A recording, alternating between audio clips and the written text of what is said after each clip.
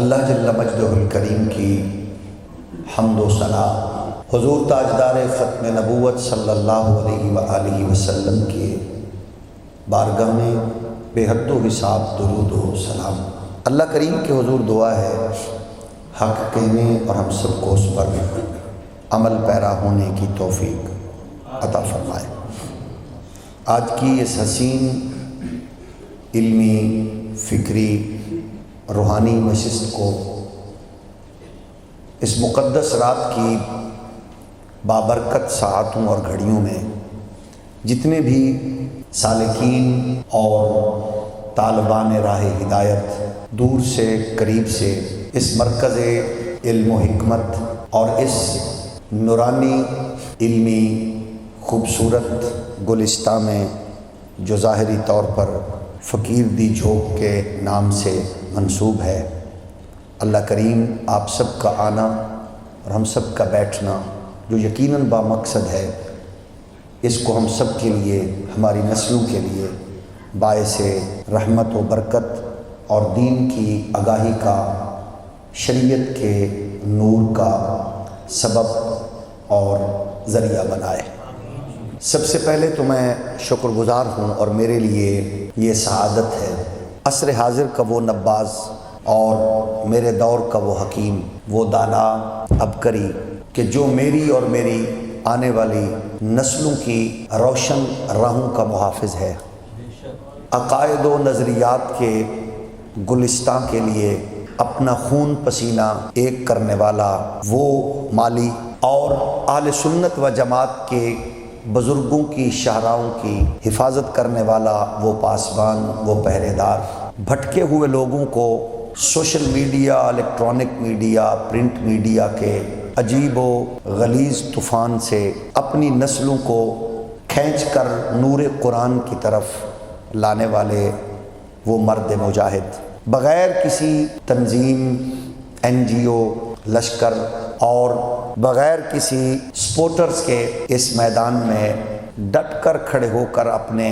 عقیدے کے نور کو اور اس کی حساسیت و شفافیت کو اپنی نسلوں میں منتقل کرنے کی تڑپ رکھنے والے مرد مجاہد، شیخ الحدیث و تفسیر، جنہیں مجھے یہ الفاظ کہتے ہوئے تسکین محسوس ہو رہی ہے اور ہوگی، پیر طریقت راہبر شریعت حضرت علامہ غلام رسول صاحب قاسمی دامن برکاتہم العالیہ، اللہ آپ کو اپنی حفظ و امان میں رکھے، آپ کی برکات سے اور آپ کی کاوشوں اور کوششوں سے ہمیں اور ہماری آنے والی نسلوں کو اللہ وہ نور جو آپ قرآن و حدیث سے لے کر بانٹ رہے ہیں، اللہ اس سے سیراب فرمائے۔ آج کی رات بڑی بابرکت ہے، تو اہل حق کی ہر رات ہی برکت والی ہوتی ہے۔ آپ احباب خوش قسمت ہیں، قابل مبارکباد اور مستحق کے مبارکباد ہیں کہ جنہیں اس دور میں کسی ایسے شیخ کی صحبت و قربت میسر آئی کہ جو محض افسانوں اور قصے کہانیوں سے جڑے ہوئے نہیں، بلکہ جن کی ساعتیں، جن کی گھڑیاں، جن کے دن اور راتیں یا گلستان حدیث سے یا گلستان قرآن سے جڑی ہوئی ہیں، اور جس کا نور ہمیں وہ صفحات کی صورت میں بھی اور صحبت و قربت میں براہ راست ملفوظات کی صورت میں بھی عطا فرما رہے ہیں۔ اللہ آپ کا سایہ ہما پایا اہل اسلام پر تادیر دراز فرمائے۔ گرامی قدر بزرگوں، فتنوں کے اس طوفان میں، سازشوں کے ماحول میں، لادینی قوتوں کی یلغار میں مشکل ترین کام ہے دین کا پہرا دینا، اور وہ بھی بے سر و سامانی کے عالم میں۔ آپ اسے کرامت کہیں، اگرچہ کرامت کا اہل تصوف کے نزدیک، صوفیاء اور عرفاء کے نزدیک اس کی اتنی اہمیت نہیں جس کے آس پاس آج کل ہماری قوم گھومتی ہے، اس کی کوئی اہمیت نہیں۔ اصل چیز استقامت ہے، اور استقامت کس کو کہتے ہیں؟ راستہ ٹوٹا ہوا ہو، ضلع کی سب سے دور افتادہ تحصیل ہو اور شہر کے شور و غل سے دور، خالصتاً کھارے پانی کے اور جو پتھروں سے کھارا پانی اگلنے والا ماحول ہو، اس ماحول میں کوئی آ کے فقیر ڈیرا لگائے اور جنگل کو منگل بنائے تو اسے یقیناً سعید غلام رسول قاسمی کہا جائے۔ کیا بات ہے۔ استقامت یہی ہے، دنیا میں رہ کر دنیا کو خیر بانٹنے والا اور قرآن و سنت کا نور بانٹنے والا۔ ہمارے ہاں جو مروجہ طریقت کے اور دیگر ہمارے ہاں کچھ لوگوں نے اپنے طور پر اصول بنا رکھے ہیں، ماشاءاللہ جس دور میں کوئی پیر صاحبان میں سے کیل کوکے نکال رہا ہو پھونک کے ذریعے، گارڈر بھی نکالے نا کیل کی بجائے، تو پھر بھی پیر نہیں ہے۔ یہی وجہ ہے کہ ہمیں آج محراب و منبر کا چوکیدار اس بات کا جواب دینے کے لیے بیچارہ بیٹھا ہوا ہے کہ لوگ جب یہ کہتے ہیں کوئی میڈیا کا سہارا لے کر کے تصوف ایک متوازی دین ہے، اس کا جواب نہیں بن پاتا ان لوگوں سے جن لوگوں نے ساری برکتیں اور ساری دنیا انہی برکات سے سمیٹی ہے اور فیضان لوٹا ہے۔ وہ خاموش ہوتے ہیں اور محراب و منبر سے یہ آواز اٹھ رہی ہوتی ہے اس تحفظ کی اور اس حوالے سے ان باتوں کی۔ مجھے آپ بتائیں، جس دور میں اس مقدس لائن سے وابستہ لوگ عقیدت مند اپنے بچوں کا پیٹ کاٹ کے، اپنی محنت مزدوری سے ٹائم نکال کے کسی بڑے مقدس آستان پہ جا کے چادر چڑھائیں اور اس آستان پہ بیٹھا سجادہ نشین الا ماشاءاللہ وہی چادر کسی فنکار، کسی گلوکار، کسی اداکار کے گلے میں ڈالے، کسی راشی بیوروکریٹ آفیسر کے گلے میں ڈالے، بے حیائی فحاشی اگلنے والے اور لوگوں میں منتقل کرنے والے لوگوں کے گلے میں ڈالے، تو بتائیے یہ اہل سنت کے ساتھ یہ زیادتی ہے یا نہیں ہے؟ ہم ان مشائخ کا احترام کرتے گئے، کر رہے گئے، ہماری گھٹی میں ہے، لیکن ہم ان سے محبت کی دنیا میں یہ کہتے ہیں خدا را یہ بتاؤ۔ ابھی چند دنوں سے ہمیں عجیب عجیب خبریں سننے میں آئی ہیں، آتی ہیں۔ اجمیر شریف کے مجاور، وہاں بیٹھے ہوئے مجاورین نے ایسی ایسی خرافات اگلی ہیں اور اگل رہے ہیں، ان کا ٹارگٹ امام احمد رضا ہے۔ میں حیران ہوتا ہوں امام احمد رضا کا یہ جرم ہے کہ انہوں نے تمہارے بزرگوں کے مزارات کے گنبد بچائے۔ امام احمد رضا کا جرم یہ ہے کہ وہ صحابہ و اہل بیت کی عظمت کے دفاع کے لیے میدان میں کھڑے نظر آئے۔ امام احمد رضا کا جرم یہ ہے کہ وہ شریعت و طریقت کا جھنڈا اٹھا کے وہ قرآن و حدیث سے ان طوفانوں کے سامنے کھڑے ہو کر مقابلہ کر رہے تھے۔ اپنے دور کے 60 سے زائد فتنے ایک طرف تھے اور ایک طرف اکیلے امام احمد رضا تھے۔ آج ہمیں ضرورت اس دور میں ایسے مجاہدوں کی ہے، ایسے مردان خدا کی ہے جو میدان میں کھڑے ہو کر کسی سہارا کو تکنے کی بجائے گنبد خضرا کی خیرات اور بھیک لے کر لوگوں کو منتقل کر کے شریعت اور طریقت کی حفاظت کرتے ہوئے نظر آئے۔ اپنی نسلوں کو یہ بتائیں صراط مستقیم یہی ہے جس پہ چلتے ہوئے صدیق اکبر کی صداقت ہو، عمر فاروق کی عدالت ہو، عثمان غنی کی سخاوت ہو، حیدر کرار کی شجاعت ہو، حسنین کریمین کی شہادت اور غیرت و حمیت ہو۔ ہر ایک مسئلے کا دفاع کرنے والا وہ پیر طریقت بھی ہوتا ہے، رہبر شریعت بھی ہوتا ہے۔ جہاں عقائد و نظریات جھول مار جائیں ہم وہاں عقیدت نہیں رکھ سکتے، ان سے اپنے بچوں کو، اپنی نسلوں کو بچانا ہوگا۔ اللہ کا شکر ہے ہمارے اس دور میں ایک مرد کلندر بہت سارے حسین اعلیٰ فکر کے حاملین لوگوں میں، جہاں یقیناً بہت سے اہل علم، اہل تقویٰ بیٹھے ہوئے ہیں اپنے اپنے علاقوں میں، جو اس طرح دین کا چراغ جلا رہے ہیں اور شریعت اور طریقت کے اس ماحول کو پاکیزہ کر کے اور پاکیزہ ثابت کر کے اور اس کے حسین چہرے کو اپنی نسلوں میں منتقل کر رہے ہیں۔ لبرلزم اور سیکولرزم کے طوفانوں میں کھڑے ہو کر آج اسلام کے حسین چہرے کو اپنی نسلوں تک منتقل کرنا اتنا ضروری ہو چکا ہے کہ میری اور آپ کی نسل تیزی سے دین سے دور ہوتی چلی جا رہی ہے۔ سوشل میڈیا پہ بیٹھے ہوئے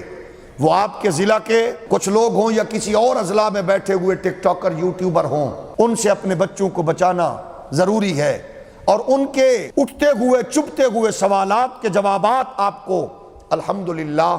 المستند جیسے حسین اور عظیم اور ضخیم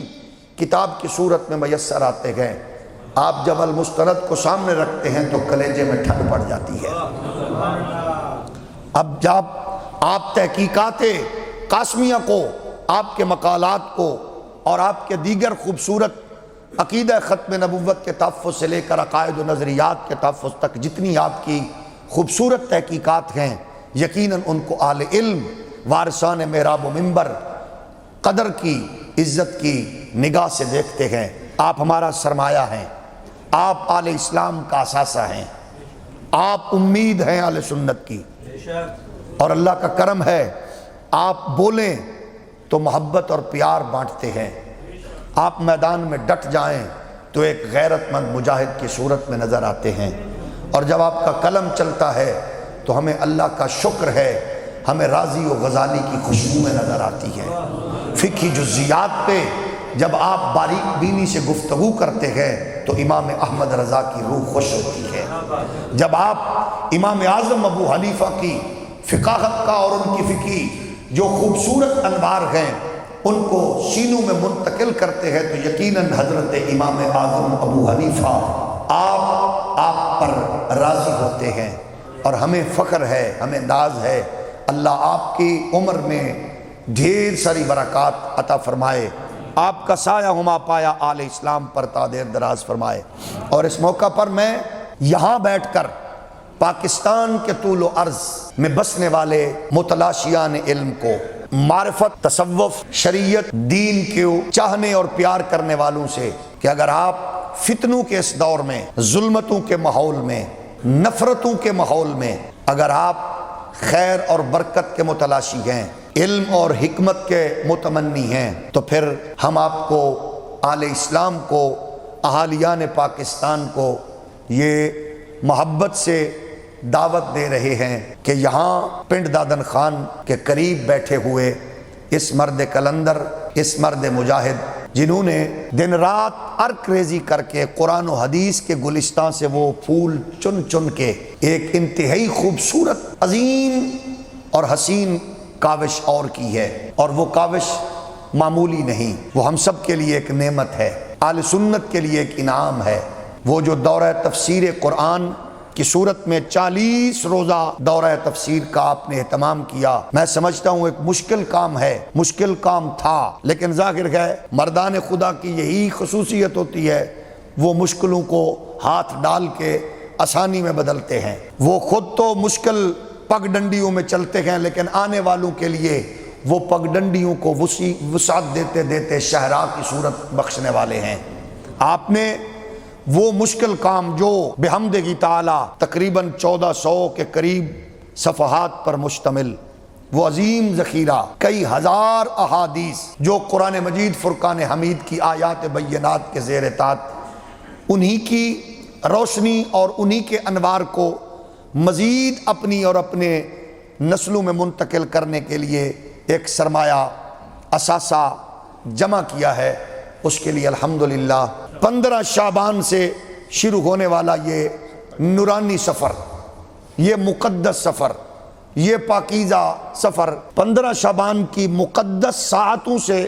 شروع ہوگا،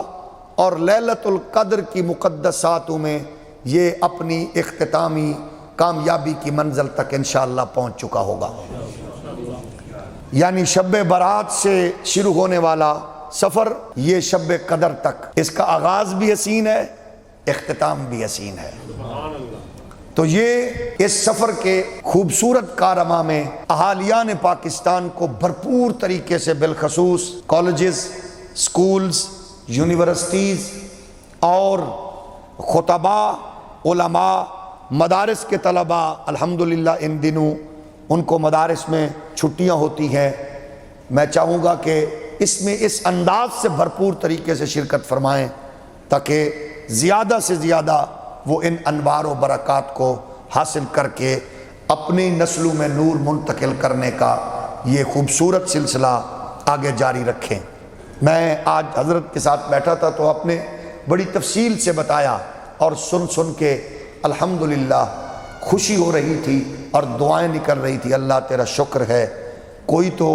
ہمارے اس ماحول میں جہاں لڑائی ہے، جھگڑے ہیں، نفرتیں ہیں، تقسیم ہے، کوئی تو ایسا بھی ہے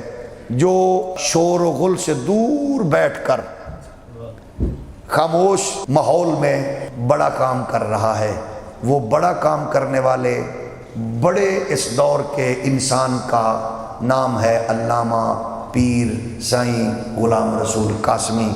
بڑے لوگوں کا بڑا کام ہے، آپ بڑے ہیں اور ہم آپ سے ہمیشہ یہی توقع رکھیں گے، بڑے سے بڑا کام اللہ آپ سے لیتا رہے گا، آپ کرتے رہیں گے، اور اہل علم و عرفان آپ سے برکات حاصل کرتے رہیں گے۔ آپ ان طوفانوں میں، اس ماحول میں اللہ کی ایک بہت بڑی ہم پر انعام کی صورت ہیں۔ اللہ آپ کا سایہ ہما پایا آل اسلام پر تا دیر دراز فرمائے۔ میں آپ کے اور سالکین کے یہ طالبان رائے حق کے درمیان زیادہ دیر حائل ہونا مناسب نہیں سمجھتا۔ سفر آگے ہے، میں نے پہنچنا ہے، میرے لیے یہ سعادت ہے۔ اس آستاں پہ اللہ اس آستاں کو تا قیام قیامت آباد و شاد فرمائے۔ اس کے برکات، اس کی ثمرات، اس کے اثرات ہمیں ہماری نسلوں کو اللہ نصیب فرمائے۔ وآخر دعوایا ان الحمد للہ رب العالمین۔